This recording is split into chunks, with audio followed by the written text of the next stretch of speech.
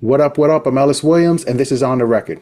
Today I'm sitting down with Drew Dixon, a Southern singer-songwriter whose sound blends swamp rock and blues to produce a style of storytelling that has a cinematic grit to it. We get into his track Dead Man, breaking down the narrative, the musical choices that bring the story to life, and why it's perfect for sync moments. Now, let's dive in, unpack the music, and get on the record with Drew Dixon. All right. Drew Dixon, the man with the plan and the music. Thank you so much for coming on this episode of On the Record, man. How you doing? I'm great, Ellis. Thank you very much for having me. I'm stoked to be here. I'm stoked to be talking with you. Stoked to finally meet you. Yeah, for sure, for sure. So before we get into this, because I mean, Dead Man, right? It's dark. It's Yeah. cinematic. It's a lot of stuff going on with it. But before we get into that, I want to talk about some happiness, right? I want to see. I want to know, like, if there a moment in your life that you always refer to that, like, always make you laugh no matter what. Always makes me laugh. Oh, for sure, man. Like times like growing up with my friends and stuff like that, and playing game. I grew up playing sports, so Yeah. locker room moments, travel. I played a lot of AAU basketball, so like Oh, yeah. stuff like that. Like if I'm going like way back, those always make me laugh. Yeah, I don't know, man. Just stuff like that, stuff with friends and good times like that. Yeah, no, man, good stuff, good stuff. Like I always have those moments. For me, it's stuff on the stage. I used to work with Busch Gardens, and we used to just be like just fools on stage, laughing at each other, trying to make each other laugh, Yeah, and make people miss the mark. So we always have good memories of those things, man. So for yeah, so sure. it's always good to have those moments. Yeah, man. Yeah, yeah, All yeah. right. It's a lot of, a lot of it sometimes is also the stories that like weren't very funny at the time, you know, Yeah. one of those. And then, now 5, 10, 20 years removed, it's like you can't even get the story out without just like That's crying. true. That's true. You ever find yourself kind of like taking those stories and use them as inspiration for some of your music?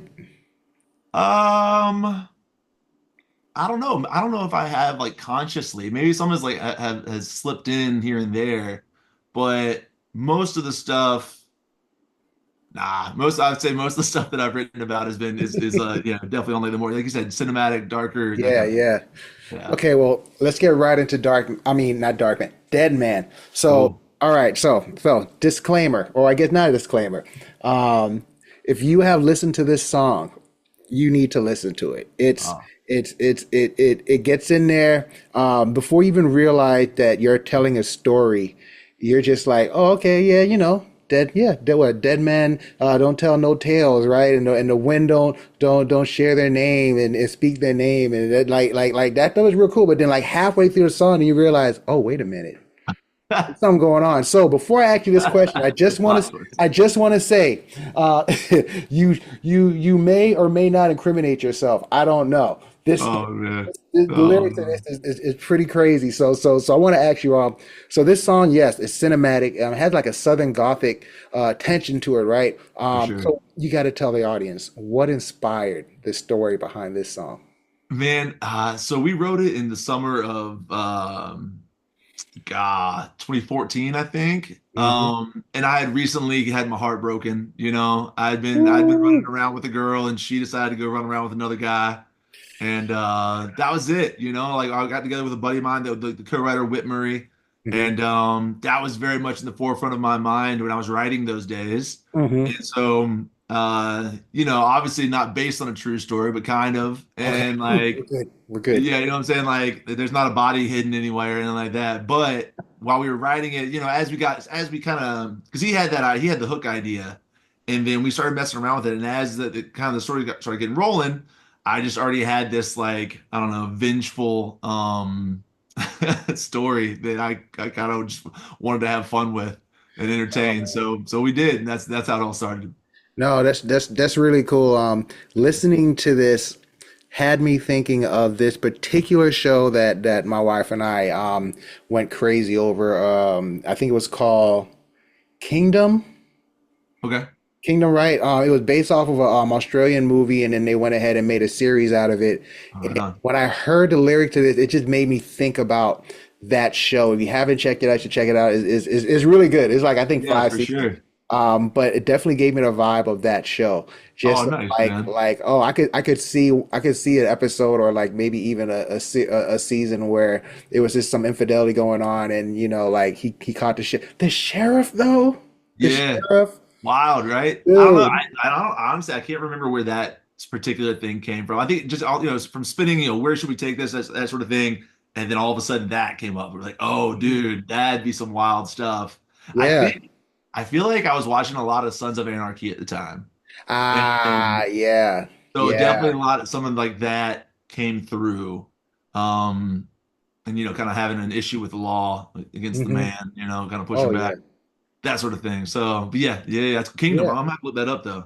Yeah, man, it's all very same vibe. I want to say even some of the one of the actors I gotta say was in that. But anyway, so are there any like other shows that come to mind now when when you listen to this that you're just like, man, this song would have been great for this scene. Oh, dude, for sure. I mean, I feel like a lot of my stuff and a lot of the Taylor Sheridan stuff kind of run parallel, just for that neo-Western style, um, the kind of the what is it, the like dark Americana series, Yeah, that sort of yeah. stuff. So like Justified for sure, Hmm. Ozark, like Taylor Sheridan, Sons of Anarchy, because that was around that time I was getting big and I was binging that. There was a show that only lasted one season. I was so bummed 'cause I was so into it. It was Tom Hardy's Taboo. Did you ever watch it Hmm. on FX? No, Dude, I was really. obsessed with that series. I watched it so many times, start to finish, and it was so good. And they never picked it up for a second season. So apparently, Oh I my was the only one that thought that. But it was really rad too, and that gave me so many ideas for not only my music, but our music video that we did for a different song, Madam D's, was very much based off a lot of the imagery and a lot of the visuals from that show. So yeah, dude, for sure. There's always been some of when you're watching TV or even movies and stuff like that, you kind of catch a spot. You're like, oh man, yeah, that'd be dope to hear that one god. little riff right there. But Yeah, yeah, for sure. Like, so when you're writing, these like these dark narrative heavy songs, right? Do Mhm. you do they just come naturally, like based off of your experiences, or you just kind of like sit with your team and just like, hey, this random idea came. What do you think? Yeah, yes and no. I think, man, I've always kind of been drawn to stories that like that people are kind of I guess revolve around people with consequence. So like or people's consequences, I guess is the best way to say that. Was it historical nonfiction is my favorite genre for reading, and I read a lot. Eric Larson is my favorite author. And I love that yeah, just like having like those stories where there's actual consequence and there's people that have stories behind them and they're not perfect and they're not clean, but or heroic to in in the general sense. And it's sort of like growing up, I met a lot of people like that, man. A lot of Yeah. people out there complicated, dude. They're good people who've made mistakes or maybe they're running from something or something, that sort of thing. It's kind of cliche to say, but so a lot of that definitely factors into how I, see and observe Mhm. and have empathy for the day-to-day goings on in my life. Yeah. I don't know, those sort of I kind of just I just did a post kind of about this. It's like those type of characters feel real to me. And I like writing about characters that feel real, that feel flawed, that aren't perfect, that the flawed hero, not necessarily the hero himself. I think that's great, but it's not really about being dark for the sake of it. You know what I mean? Yeah. It's kind of about like telling honest stories with these flawed characters, and that has sort of leaned into that dark Americana, that Southern Gothic, that side. What's really cool the way you talk about your music is you're not just talking about it from song to song, but you're talking about this world that you created where you're talking about characters. And I think that, anyone in the industry that could be watching this or listening to this would definitely take note and take notice of that because hey, you're selling stories, and I'm also telling a story, but your story is, has more sonic value. Mm. I think we should definitely link up. So that's really cool that you have that in your music. Like I said, I was listening to Dead Man all day. Now I'm gonna now it's like it makes me want to go and listen to your other stuff to see like, man, is there any maybe a part two to this or something that's similar? There's another song, but I don't want to spend too much time talking about it. But there's Oh, one good. lyric that stuck out. Just a simple. You were Well, just now like, I gotta know what was it? oh man, it might have been Madam D. Yeah. It might have been Madam D because you were just talking about this guy. You just like that son of a. Yeah, yeah, yeah. Oh, It's yeah, just yeah, yeah, yeah. That's it Madam was M's. Yeah, for okay, sure. and And that's and honestly that verse is one of my favorite verses I've ever written because you bet. have so much character development almost in like 8 lines. And like I think that's one of the G that's part of like John Prine, Chris Stapleton, so many like Hmm. my favorite writers' genius is they're able to tell these elaborate stories and create these characters in such a small amount of time. Yeah. But yeah, that one verse has was it the judge has a girl Hmm. named Delia and a girl named Coraline, and by the end of that verse, you have this entire world painted that they Yeah. kind of navigate, and it's yeah, that's cool that you noticed that, man. It's Yeah, that's man. No, definitely something that I've always my favorite part about writing is getting able to make these characters and kind of bring them to yeah. life in this short amount of time as possible. No, I mean the coolest thing about just having good music, especially music that doesn't even, wasn't intent or it wasn't intended for film or like media, is being able to just do whatever you're doing. Like I was just working on some metadata and I was listening to your music and then that line came up and I was just like, wait a minute.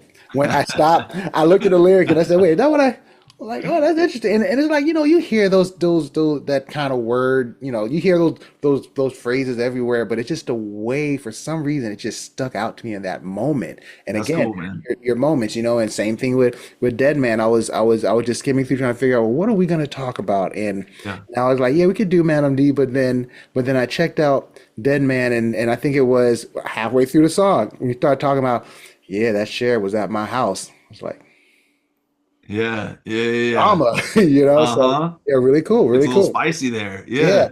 Yeah, So man. so okay, we've been talking a good minute about like your music in terms of sync and how it can be used. I want to talk more about your crowd reaction. Hmm. So you've been touring throughout North America and Europe. Hmm. What has been a crowd reaction when you perform this song? And man, I hope you perform this. I hope this is like your like either song you close out or you start with because Oh, damn, you nailed it. This is our closer. This is really, yeah. Yeah, yeah, man. man. Yeah, yeah, yeah. This is it's been the reactions have been great. And it has evolved so much. We started playing this song back in I think 2015 was when we first started playing it. It's evolved so much just from being, another number in the set to being the closer to being this huge whirlwind that it like spins into at the end. The solo section has taken on a life of its own and it gets Hmm. sent into the stratosphere. And Man. then, and then there's the band introductions and all stuff like that. So it it itself has definitely evolved and turned into one of my favorite songs to play. But the crowd reaction is so cool just because I don't know. I feel like when you hear it on the album and then you hear it live, just the amount of energy that goes into that live version. And I feel like when you hear it on the rate on the record, you're able to really take in the lyrics, like you were saying, like kind of like hearing like what's really going on, like what's the story behind it, and then you hear it live, and it's not, obviously it's still about that a little bit, but there's so much more energy and so much more music, and there's so much more power that goes along with it that like I don't know, it all couples up, and it's been awesome to play. It's gotten really cool reactions, and yeah, one of these I got to find another closer because we've been closing with it for like 8 years now, but like Hey, if it or I ain't guess 10 broke, years don't now. I'm bad fix at it. math. No, Say that's what? that's cool. I was saying if it ain't broke, don't fix it. But I no, it's know, it's man, cool. It's dude. cool. Especially in the UK, it's been wild playing it over there because the guy who plays guitar with me, I just let him go. I like Mhm. we some when we play in the States with my band here, we have like a kind of a certain length, and we all know okay about right then we wrap it up, and then I started doing introductions. But like, dude, over there, the guitarist name's Dean Parker. I play with over there, dude. He just goes, and I just stand back and I have my fun. I walk around the stage, talk to everybody, mess with the crowd. That's And it's man, it is yeah, it's taken its own form. It's been a lot of fun to play. that's really cool, man. Man, dude, it's been great having you on the show today. Tell Great us being here. Thank you what, so much for yeah, having me, yeah, man. man. Tell us what you have coming up. So, we got some shows around the Southeast, got some shows in Nashville, shows in South Carolina. We have a new song coming out on April 17th, called Running. It's one I'm very excited about. We just finished it, just got the master back a few days ago. Um, that it's definitely much a turn from like the blues rock. It's more like folky Americana. I'm very, very excited about it. I started playing it around last fall, and it was one of those songs that every time I played it in a set, I'd have people ask me out about afterwards. So I'm pumped on it. I'm stoked, and that's been kind of taking up a lot of my bandwidth the past month. But I'm very, very pumped to release it, and yeah, then we'll be on to the next one and keep Keep going, it dude. going. Yeah. The machine never ends. Never, man. Yeah, man. Well, dude, it's like I said, it's such a pleasure. Thank you so Yeah, much for for for sure. taking the time out, man. Thank you for having me. Yeah. Dead Man by Drew Dixon.